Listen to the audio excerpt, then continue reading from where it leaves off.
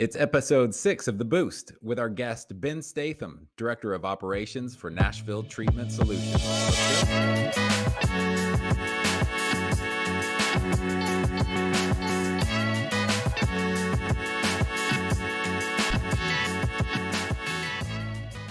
All right, welcome to episode 6 of The Boost. I'm here with Ben Statham, Director of Operations from Nashville Treatment Solutions.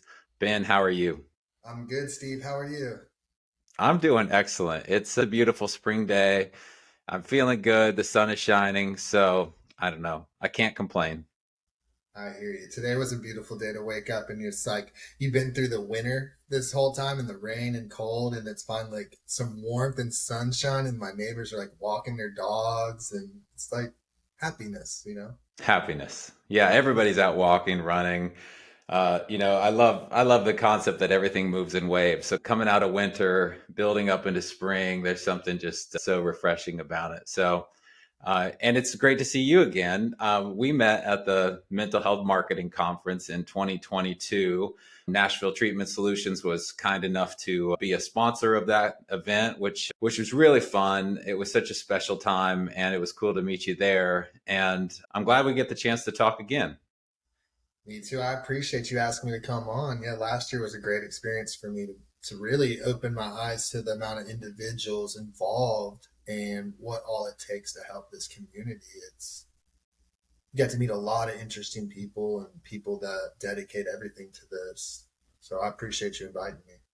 Yeah, absolutely. And some of the reasons I'm excited to talk with you, in addition to just talking with you, is that you've built brands from the ground up. You're not simply an architect in the ivory towers. You've built things that have taken you to different seats in the house, so to speak, and you get to see it directly from different perspectives. And I think that always rounds out the experience to have to know, directly, whether it's admissions or operations or marketing or BD. So I definitely want to get into that.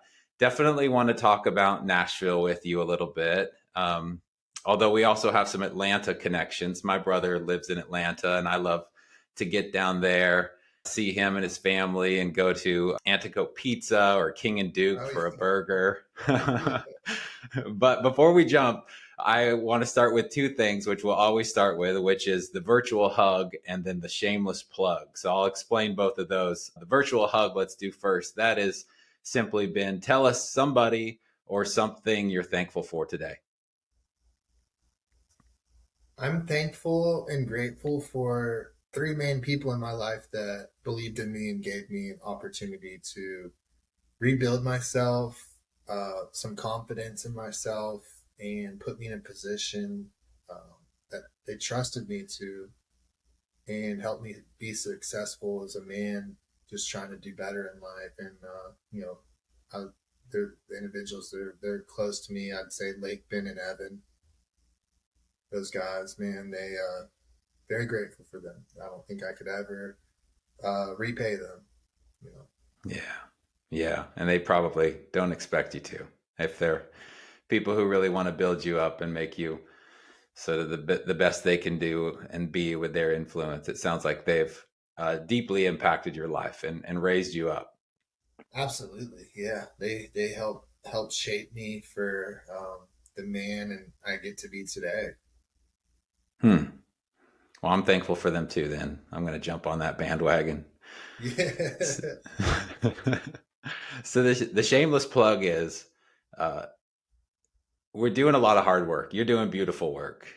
And not that you are, but we certainly don't need to be ashamed of it. So, right at the top, I want to just hear from you about the work that you're doing, the work that your brand is doing, and help the audience just hear it directly from you and understand what you're building, what you're working on, and any of the why that you want to share, what gets you up in the morning, and all of that. But tell us about the good work you're doing. Yeah, man. Thank you. So Nashville Treatment Solutions was designed for the patient after they go do their detox and inpatient treatment, kind of bridge the gap from confined space of treatment, which is amazing and I think it's needed. But that transition a lot of times for me too, when I was leaving treatment, was the to life as a as someone that does not know how to manage some of those emotions and tasks that needed to be done, and then also Hmm. the continued treatment outside of that. I think that was the idea of what we wanted, was to be able to give them long-term treatment while integrating back into life as a young man, a young woman, or somebody that is corporate. Even we have a nighttime program too for professionals or anybody that has to get back to work and is not afforded the time to do long-term treatment. Was to give them a space of that recovery and life can be fun. You know, a lot of me and a lot of people that I run into feel as if their life ended, you know, due to the circumstances and the things that's led them into these treatment centers. And it's a very dark place a lot of times. So for me, my mission from the very jump, and I was taught this a long time ago, somebody did it for me, and I was like, I want to be that guy. And it's to show them that, like, you can have fun, you can be happy, you can do the things that you grew up loving, you can have new relationships, you can rebuild a life that you didn't think you could have. Like, I have a life today that was impossible.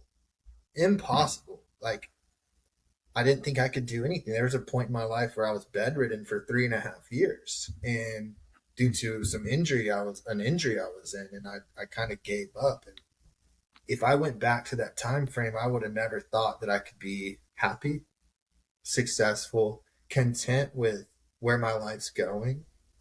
In the relationships I have with my mom and dad and my friends, like, I try to use that to give these guys and girls hope and show them, like, yo, I did it. I promise, like, it's possible. So I try to not only give them hope, but I also want them to see me happy and see that they can have it too. And that, Hmm. let alone, like, there's work to be done, but it's doable. So don't give Yeah. up. A lot of people give up, and it's maybe accidental overdoses, or they've been to treatment multiple times and they're tired of freaking hurting and trying. Hmm. And it's like, don't give up. Yeah. You know, so I Hmm. try to be that guy that always picks up their phone when they call. Anybody that has a question, like, I want to be there because someone was there for me. You know, Yeah. so that's my vision, is to help as many people as possible. That's great. That's awesome. Yeah. You can look at life as a game, and I don't think that's unfair to say, especially when you look at it in the lens of game theory. And when you're playing a game for the first time, you oftentimes don't do all that well, simply because you don't know what the end of the game looks like. So, we can find ourselves in these miniature games of being down bad, being hooked on something, some kind of addiction, you know, putting ourselves in a place that we didn't realize we could get to, and then this new game unfolds, which is, where do I go from here? So you are, from your own lived experience and your industry expertise, you're something of a coach yourself, or something of a somebody who is raising people up from that and saying, hey, I sort of know, or I do know the structure of this game you're playing, and I can help you with it, and we can have some fun along the way as you take steps up and take steps forward. But simply knowing, or having somebody in your corner who knows, hey, this is how the game unfolds, and the end game is very different, and time slows down and it gets hard, because life is certainly short and sweet, but life is also long sometimes, and um, especially when you're hurting, and when you're alone, and when you're struggling, I would say. So it sounds like that's sort of something of the role that you're playing, and why you get out of bed every morning. Yeah, absolutely. I mean, there's somebody here or somebody today that needs to hear us. You know, that whether they've in our facility, or their mother's calling, or anything that they're looking for some type of hope. And if I can be that, I want to be that. You know, I want to be Hmm. that for anybody that will listen. You know, or even Mm-hmm. if it doesn't affect them today. There's a guy that was in my life about, I'd say 2014, 2015, who just his presence alone and him listening to me. Now I kept struggling for more years to come, but I will never forget his presence around me, how he listens to me, how he carried himself, in the hope of just like him talking to me and telling me about his life and what it used to be like. And um, I actually ran into him. I hadn't seen him in about probably 3 or 4 years, and I ran into him at a wedding recently, and like I was speechless, man. And I have a picture. Somebody caught it and got a picture of it. All I could do was hug him, and there was no words that needed to be said, because it was just that guy impacted me a lot. I never forgot how he treated me, and I make sure I don't even have to make sure, it's like built in me these days of like I try to be that for anybody that comes into my life that needs it. Mm-hmm. Yeah, that's amazing that that was just what he was and who he was, just in your Yeah. life, and not even really tracking if there was some kind of outcome. I mean, of course, he wanted the best for your life, but just simply being himself and being a positive influence for you, and who knows how many other people, we can sort of lift up with our once we kind of clear out our own sludge and get to the helping phase of life. It's amazing who your life might touch. Yeah, because what if it's maybe there's no change today. The people that I'm talking to, or we reach, or you get to reach today. But what about 3, 4, 5 years down the road? They remember our conversation, how we treated them with respect, that we listened to them, we took their words and listened to what was going on, and we responded with kindness and hope. And 5 years from now, if they can remember that conversation, something just clicks, you know what I mean? And they Yeah. come back to you 5, 6 years down the road, and they're like, man, I remembered that conversation. I appreciate it. Mm-hmm. I never Mm-hmm. forgot about Yeah. that. Now that's cool. You know, That is cool. that's And cool. that's playing the long game for you. He's thinking about 80-year-old Ben. He's not thinking about, Ben today. He's thinking, how can I plant some seeds, water these, and it takes time, and oak trees take a lot longer than onion plants to grow, as they say. Yeah. So, there's something to be said about playing the long game with what you're planting. Yeah. I just Yeah. think you never know. You just never know what you could do to impact someone's life. I mean, you see, even if it's like the short, even I've seen some videos on YouTube or Facebook or wherever it was, of like a police officer talking to someone that's about to jump off a bridge or in his car. Okay, the last Mm-hmm. one I saw, I think, was in his car, and like someone just that police officer just wanted to. He listened to him. He just listened to him, with kind and being loved on, and sometimes that's what people need, you know. Mm-hmm. Yeah, to be heard, to be seen. That's a big term. I'm going to see my therapist or what have you. And even how you've set up the start of this conversation with, those three people. When I ask you who you're grateful for, it's three people that you're most grateful for, and then you go right into, I think, your relationship with your mom, and it's so critical not to be alone, and sometimes even our addiction or our mental illness, a symptom of that is to isolate and be alone, and that's part of the challenge, sort of the co-occurrence or comorbidity even of a kind of multiple things happening at the same time, which I know is part of your specialty, is sort of, is the biopsychosocial aspect of addiction. And since this is a podcast on promoting mental health, and marketing falls onto your desk in addition to the other hats that you have worn or are wearing, I want to talk about sort of an organized structure of market strategy, which would be the question: why is Nashville Treatment Solutions in Nashville? How did it get there? And talk a little bit about facility considerations under the umbrella of patient experience. And then let's get into branding, brand strategy, and then some of the tactical digital marketing or whatever it is that you're drawing some traction from for your business, and some things you're learning. But start out with the Nashville component of Nashville Treatment Solutions. And, when it came to your PHP program and intensive outpatient program and the detox component, why did you land in Nashville? Yes, that's a great question. So we were originally out of Atlanta, all of us, and we happened, one couple of the owners ended up in Nashville and took for some type of trip and just started looking into what's around here for help for people. And at the time, there weren't too many models of what we do. There was one model that's very similar to ours, but it's a little bit south of the city, and we saw the space was needed, especially the platform and the way that we do things is very flexible for people that have roadblocks to getting help and work.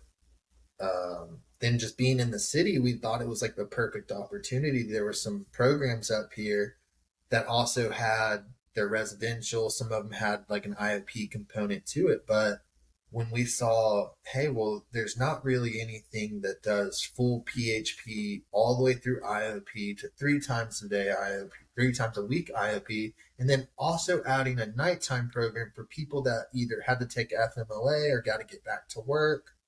That way they're still getting treatment. They're still getting the needs met that they need to continue their recovery. We just thought Nashville was the perfect location. So it was still close from where we were born and raised. I was open to relocating. I'm not married, no kids, really just kind of doing what God put in front of me and what my mentors are suggesting. And I trust the people in my life 100%. And we got here and met some really cool people that have the same goals and visions as us, and it lines up perfect. And it ended up being great, man. Like there was no like doubts. It was, let's get here, let's help people, let's build something cool, let's build something that's not there. And we did. And it wasn't like just throw a dart on the map trying to find a place. It was, Yeah. Nashville was a growing city, especially since we've been here. It's already grown a lot since I moved here in 2020, which was a crazy time to move here in the US. It's a wild time. Let's move in the middle of COVID and open a business. But it ended up being an in-person business. The reason I liked it so much was there was no like, you come to a new city and you want to meet all these people, man, like everything was closed. So we focused on, hey, how do we make this the best opportunity for people when they get to treatment? So there was just like, we just put goals. We tried to make changes. We tried to do this and then we achieved them. And then we just kept growing and growing. So there was no like really much distractions. We just tried to build something really good. I think that was the benefit of coming in the middle of COVID. But Nashville, I think, was just the opportunity was there and we jumped on it. Well, it's certainly, you can't discount the industry expertise of, being in Atlanta, having some experience in the industry, and then coming to a market where you can almost quickly in your head do the pro forma, based on growth trajectory or population mixed with what's the service mix or what are the solutions already in market and where are they. South of town is different than north of town or downtown. So you could pretty quickly sort of that expert blink reaction, without doing even too much analytics at the time, say, oh yeah, there's a gap here. And it comes down to how can we solve a problem, which is at the end of it, what makes businesses successful if there's a problem you can solve with enough quantity and quality. So that's foundational for me to sort of help understand. So go into something you mentioned there, which was, hey, we don't just want to do this, we want to do this uniquely. So across the patient experience, what were some of those things you baked in that you felt like this is really unique or this is different? I mean, unique, the word is literally one of a kind. So it doesn't have to be unique necessarily, but what makes what you do stand out, how you're building it intentionally? I think because we were so intentional and I was very tunnel vision of patients getting the experience I wanted them to have, of not just like another. I I had my experiences, and I just wanted to take little bits and pieces of the facilities I had been to and be like, I like this about this one. I didn't like this about this one, but I really want to add this to Mm-hmm. this mix.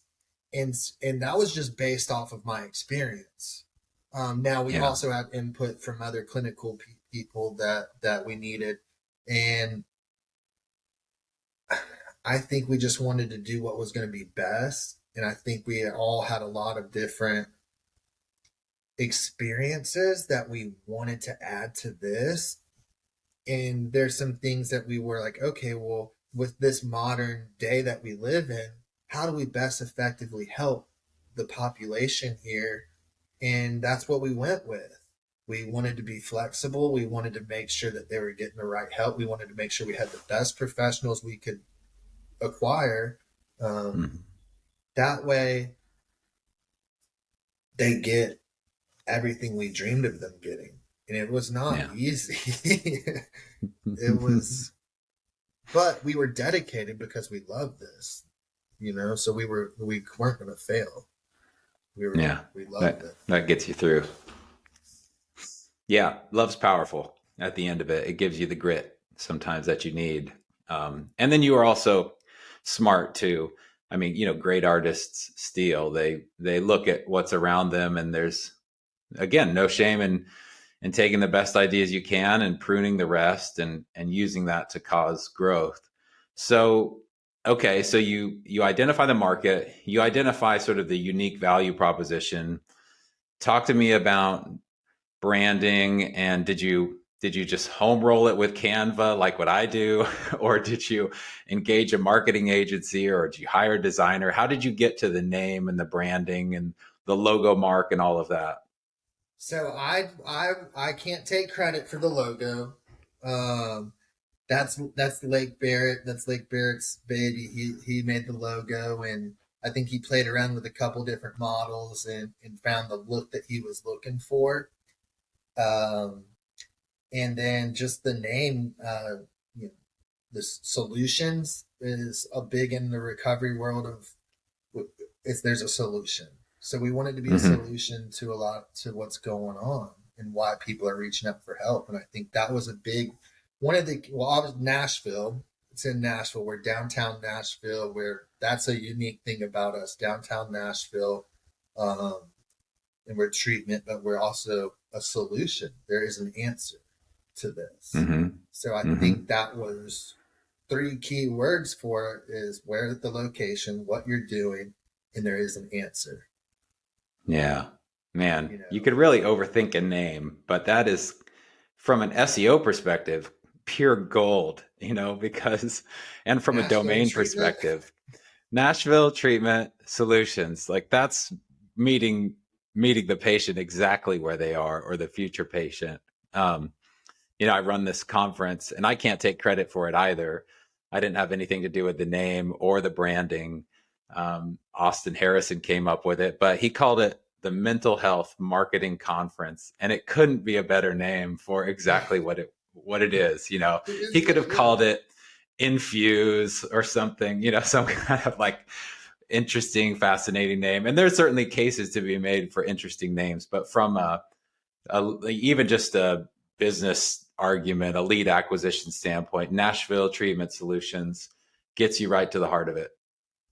Yeah, and I think the branding, we do a lot of SEO and digital marketing, a little bit of Facebook. A lot of us personal Facebook stuff.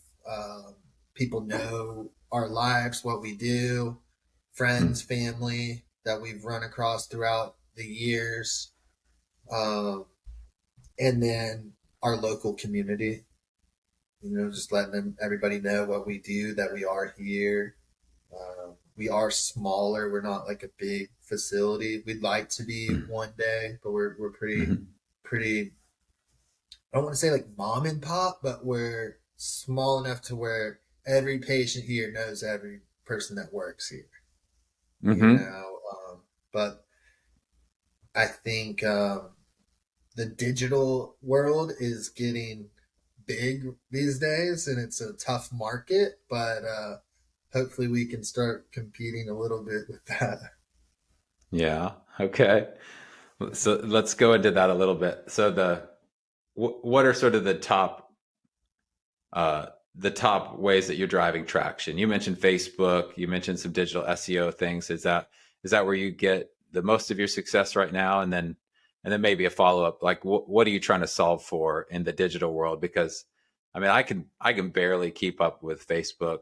I just don't totally connect with it.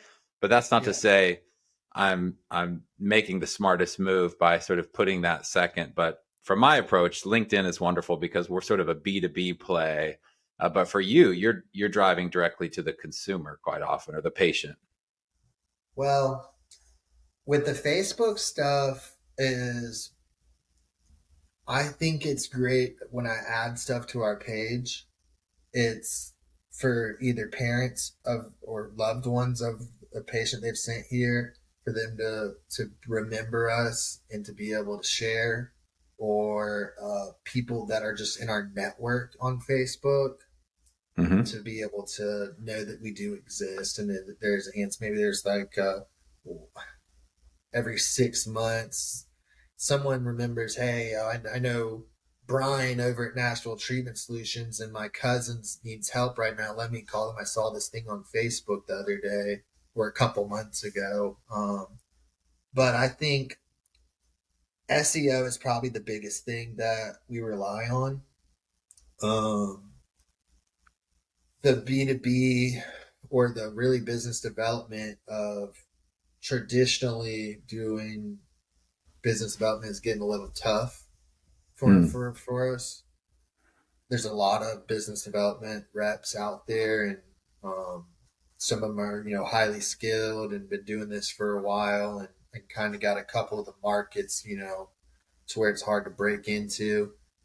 But I think mostly is our digital, and then our alumni and the friends and families um, is probably our biggest tool. Hmm. Okay.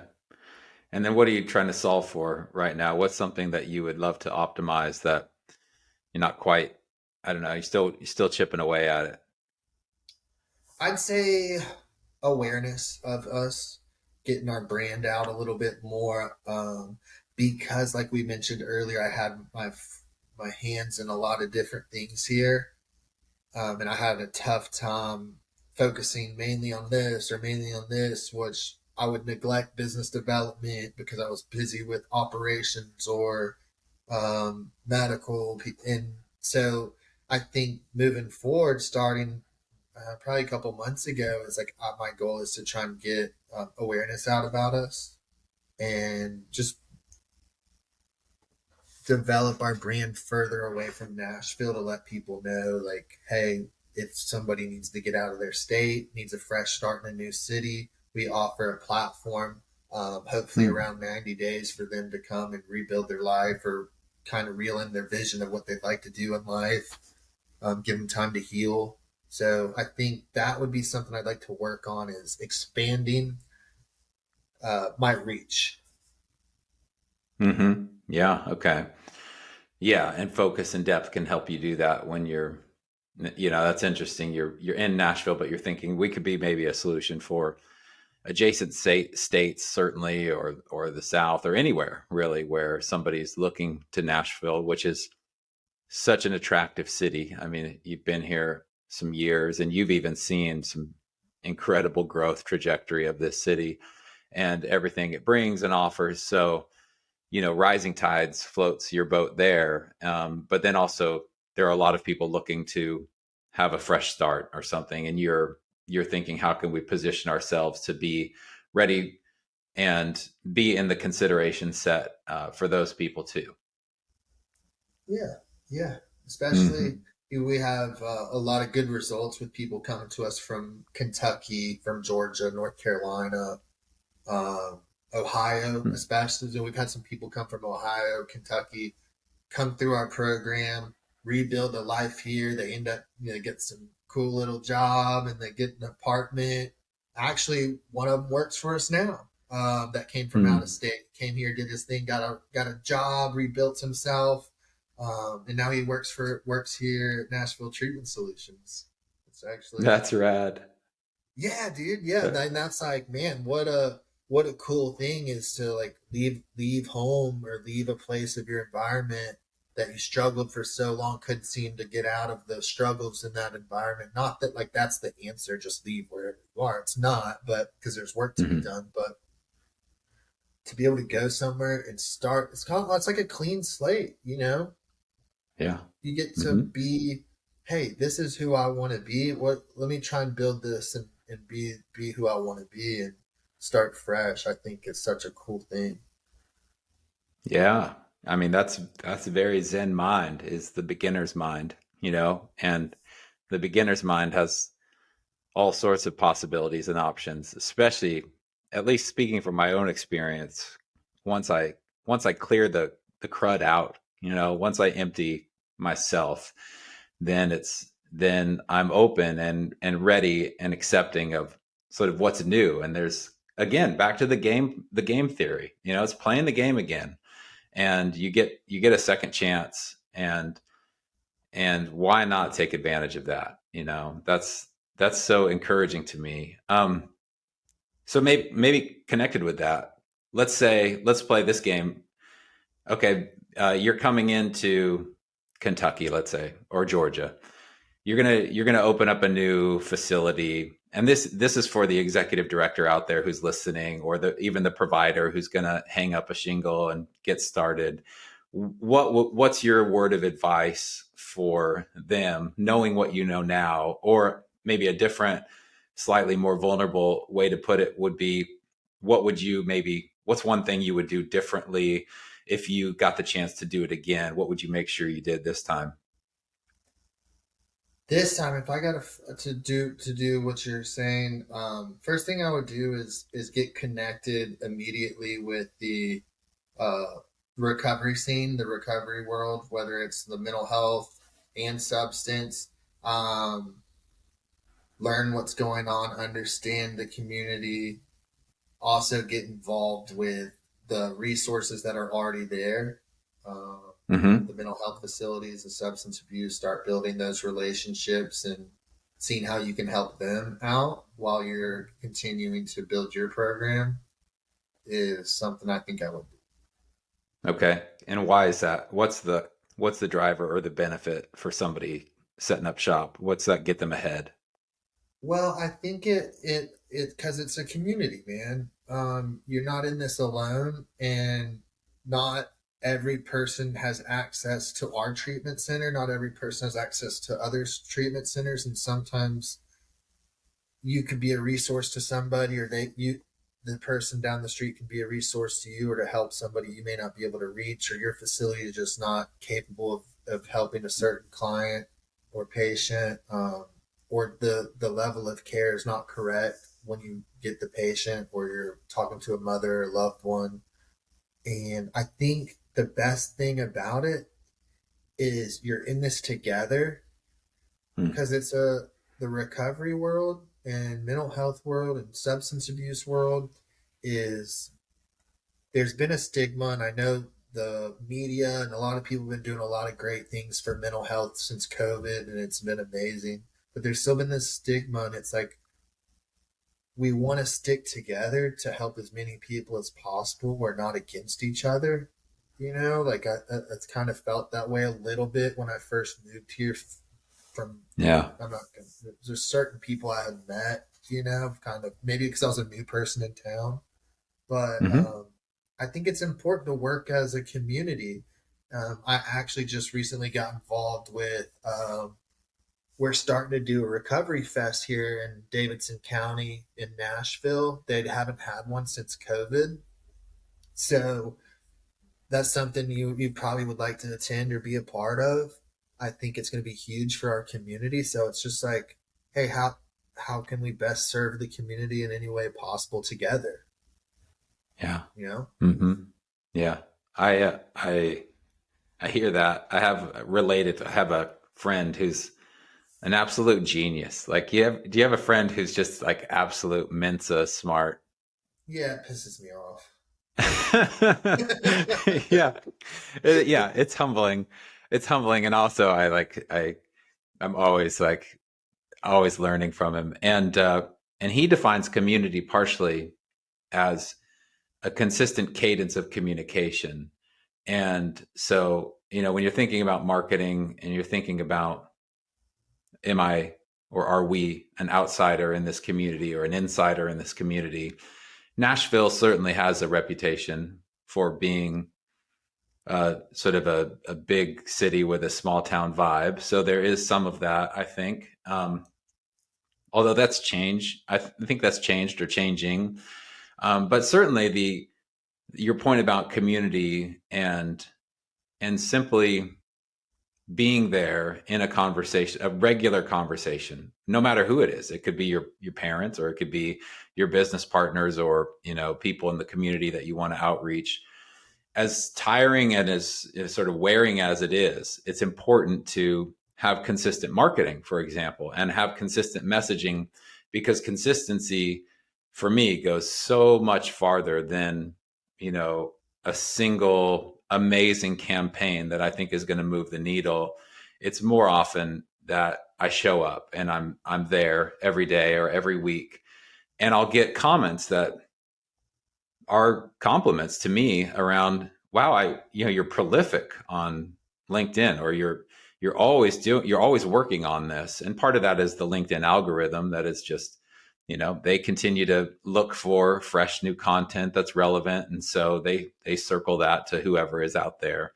um, but wrapping that point up that you just made, about stigma, certainly we've had plenty of awareness, mental health awareness, in the last 3 to 5 years, very different than maybe 10 or 15 years ago. But stigma has to do with me just like simply not leaning away or turning away from the problem and moving neutral. And then there's this whole other leg of work, around the collective and around our responsibility to the collective and to each other. So not only is it just, let's not have stigma, it's proactive, and it's about, how can I do the work in my own life, just like that amazing friend you mentioned at the beginning, who's planting seeds in your life. That's inspiring to me, because it's way beyond just stigma reduction, and it goes into investment and uh, and human kindness and so many things that I think are actually where we're where we're heading, as we stumble forward. Yeah.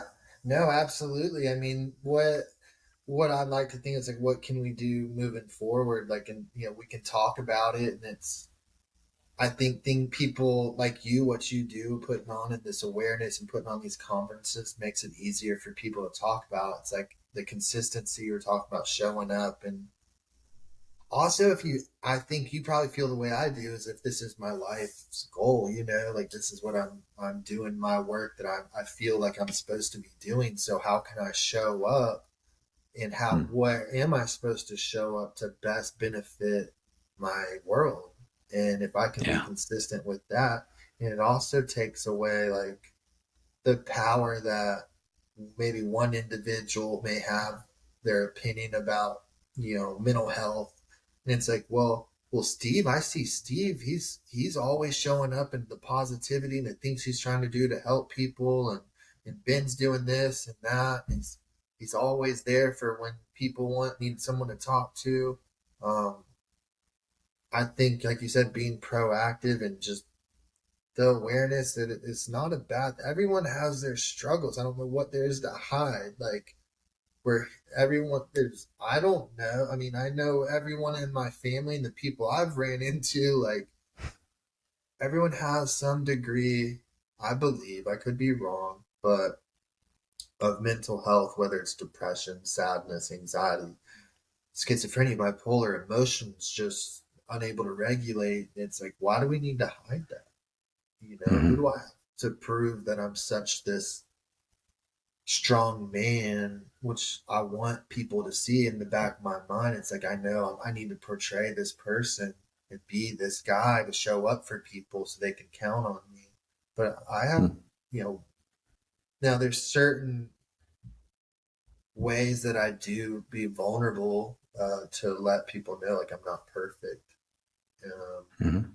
Because sometimes people can take advantage of your weaknesses if you expose them. And it's like, I just want to be real. I want to be authentic. I want to know that I don't know the answers to everything. You know, I Hmm. need help sometimes. Hmm. So I'll Yeah, just kind it's, of little roll with that.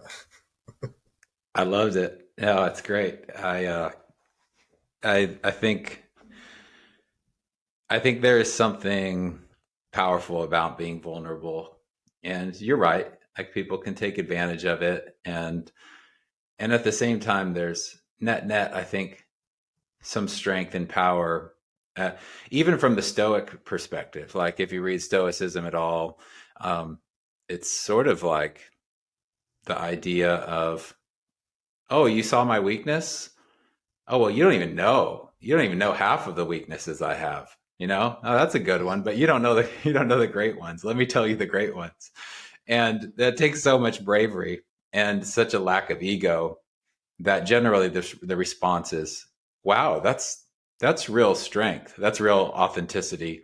And you know, there's a lot of nuance to that, and a lot of social rules and regulations, of course, that we could get into. But yeah, good for you for telling your story, using your story for good, and then using those ripples to impact other people's lives. Because you could be one of those people that 10 years from now somebody says, "Oh man, Ben Statham changed my life. Man, he just showed up and he changed my life." And he didn't even know. And then I ran into him at a wedding, and gave him a big hug. Like that's just eternal recurrence. As Nietzsche says, like just things happening over and over again.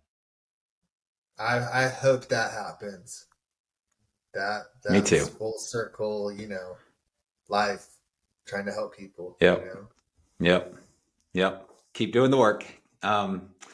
So just to wrap, thank you. I knew the time would fly, and Oh, just sort of a yeah. soft. Yeah, I know. Like, are we 10 minutes? No, we're coming up on 45 minutes. So just a fun question to end. Tell us something you're reading or listening to these days. Could be a book or podcast or album. I saved the softball for last, but always curious to know what people are consuming. So I actually have, I don't, let me see if it's in my book bag, actually. It's in my living room. So All right. it's this 365 journal that I have, and it's to help me track my goals and my accomplishments and my struggles. It's like Hmm. a 1.5 page thing that you do. And it also has meditations in it. I'm not big reader, um, Hmm. but that's one of the things. That right there is probably the coolest thing I got going on with. That's cool. And you do that every day? That's the I miss 365? some days when I get, Well, yeah, yeah. but yeah, I mean to do it every day. And Yeah. Or that's the there's been times practice. where I've missed a couple days and I'm like, I'll get, like, oh, I got to get back on it. Hmm. But I'll check that there's this out. guy in my life that showed me that, because there's another guy too who talked to me about, was deep into meditation and the power of positive thinking and how, like, manifestation stuff. It's like believing that you can accomplish things, and it Hmm. helps with my self-confidence. And so I kind of took it to the next level with that stuff. I really believe in stuff like Hmm. I'll check that out. I do a daily writing exercise, which is basically just a big brain garbage outlet, every morning. And I could be more refined. I think maybe the 365 journal is a elevated strategy. But it's so helpful. It's just so helpful to clear it out. It's flow, just like blood flow or air flow or anything else, mind flow. Yeah, it's called Project 365. Maybe they'll see this Okay, podcast. Shout out Project cool. 365. Shout out Project 365. Well, cool, man. I hope we bring you a bit of awareness in the market, and we've got sort of a national audience, so who knows what the reverberations of this conversation will be. But I've certainly learned a lot and enjoyed the time. So, Ben, thanks for coming on the show, taking time, and putting your best into it. I really appreciate it. No, Steve, I appreciate you taking time and reaching out to me to do it too. I've never been a part of anything like this, so it's cool to see how many people we can try and affect. And with the digital world now and Zoom and all this, and if people run into podcasts and are able to hear me and you chat and realize, hey, like there's some dudes that got something good going on, maybe I can try and do what they got going on and see if it'll help. Then I think it's a great tool that we have this platform. So I appreciate it. Yeah, Thank you so much. for sure. We're trying to do what we can. You build a mountain, you move a few stones at a time, and keep doing that. So keep on, Ben. And with that, we'll sign off. But thanks again. Have a good one. Thank you, Steve.